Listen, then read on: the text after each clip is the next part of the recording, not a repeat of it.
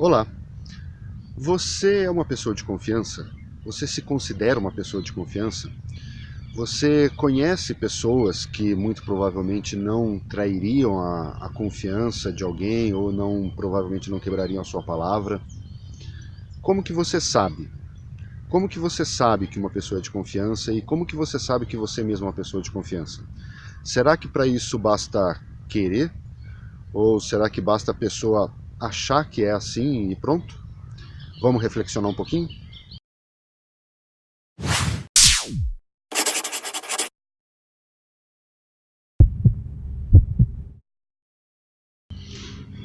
Uma vez eu conheci uma moça que, por todos os motivos, era uma pessoa muito honesta, uma pessoa muito digna, inclusive, principalmente no que se referia a relacionamentos afetivos. Quando ela era criança, o pai dela foi infiel e ela acompanhou o sofrimento da mãe naquela época, acho que o processo de separação deles, como foi doloroso, etc. E ela estava absolutamente convicta de que nunca ia fazer a mesma coisa.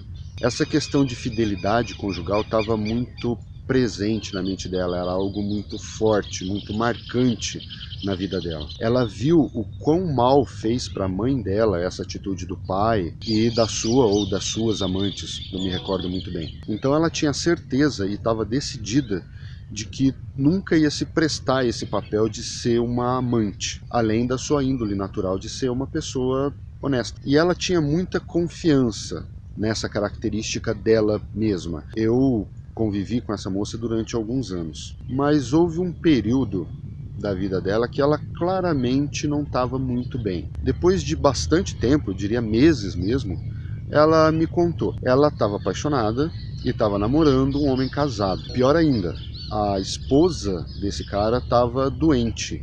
Inclusive ele usava isso como pretexto para não se separar dela, pelo menos naquele momento, etc. E ela, por estar apaixonada, ela não conseguia se ver livre desse relacionamento. Ela tentou terminar com ele algumas vezes, ele ia atrás dela e ela não conseguia terminar, acabava voltando para ele, etc.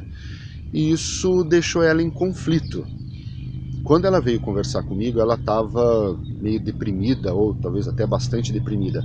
Ela chegou a falar assim: eu não sou quem eu achei que eu fosse. E isso deixou ela numa situação bastante conflituosa. Ela não conseguia se livrar desse relacionamento, mesmo sabendo que ela estava fazendo algo que ela sempre abominou a vida inteira por causa do histórico dela. Mas ela não conseguia agir de outro modo, ela estava apaixonada. Eu, particularmente, acho que ela estava muito confiante na própria virtude. E por imprevidência, por excesso de confiança, ela acabou caindo nas lábias de um cara conquistador. Provavelmente, nesse caso, o problema foi falta de autoconhecimento. A gente não pode... Provavelmente, nesse caso, o problema foi falta de autoconhecimento. A gente não sabe como que a nossa mente vai se comportar em todas as circunstâncias, principalmente quando nós somos jovens.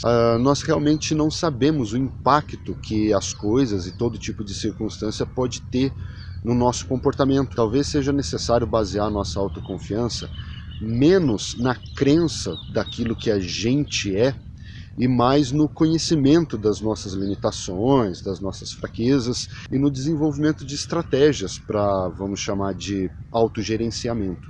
Um pouco antes desse período, eu já tinha algumas ideias a respeito disso. Eu estava num relacionamento muito sério e uma doida de uma colega de trabalho foi começar a demonstrar interesse justamente por mim.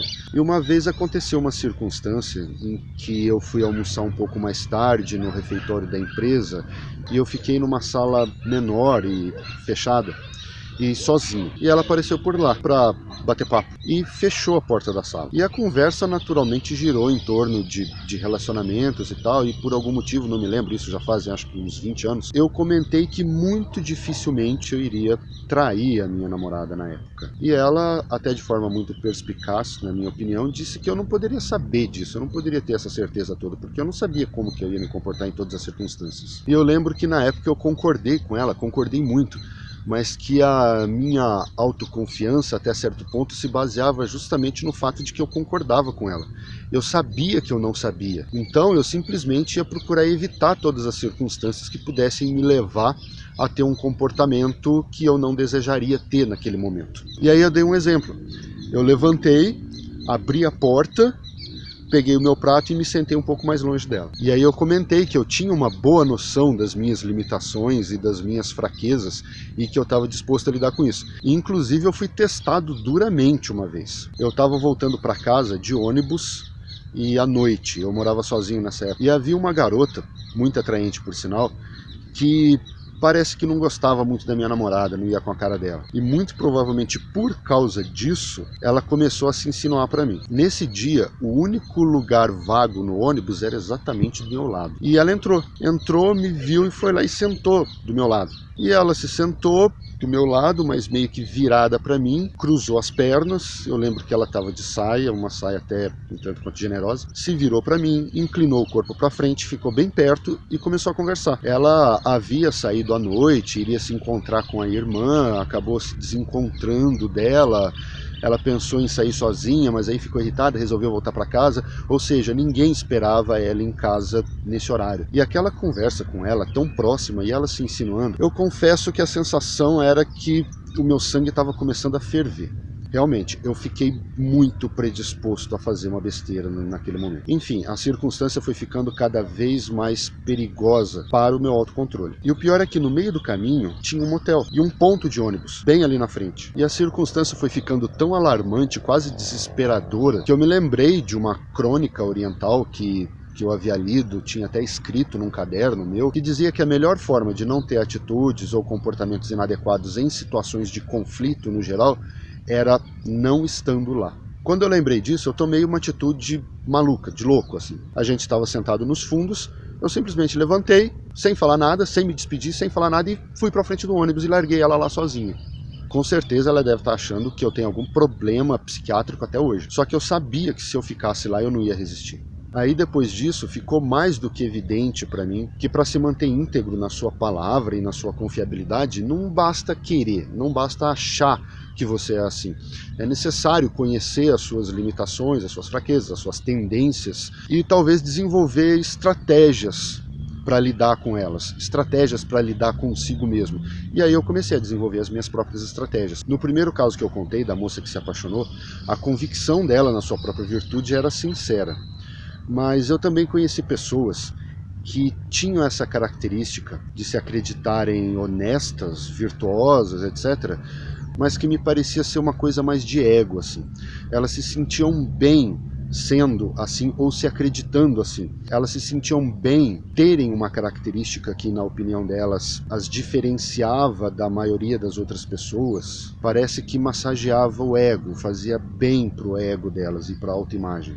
Então isso funcionava como uma recompensa psicológica. Só que na primeira oportunidade em que trair a confiança de alguém acabou sendo mais prazeroso ou tendo uma recompensa mental maior do que aquela de se acreditar tão virtuoso, elas fizeram isso. Elas imediatamente desistiram desse papel de pessoa virtuosa e se entregaram para aquela atitude desonesta, que no entanto trazia mais recompensa mental para elas. E o que não falta nesse momento são estratégias de autojustificativa, são os mecanismos de defesa do ego. Então me parece que ser uma pessoa de confiança não é uma questão de querer simplesmente, ou de se achar assim.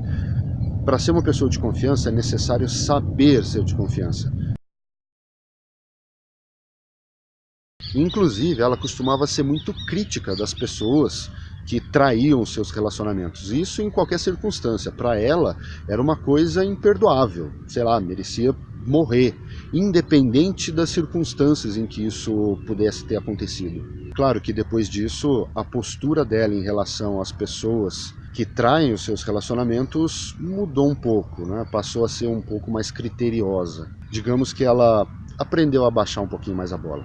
Por causa disso, eu tendo a acreditar muito mais numa pessoa que conhece as suas limitações, que não se acha assim tão infalível, tão virtuoso, do que uma pessoa que parece acreditar que é muito naturalmente virtuosa, que tem orgulho disso e, no entanto, pode ser meio imprudente. Então é isso. Fica aí a reflexão, um abraço e até a próxima.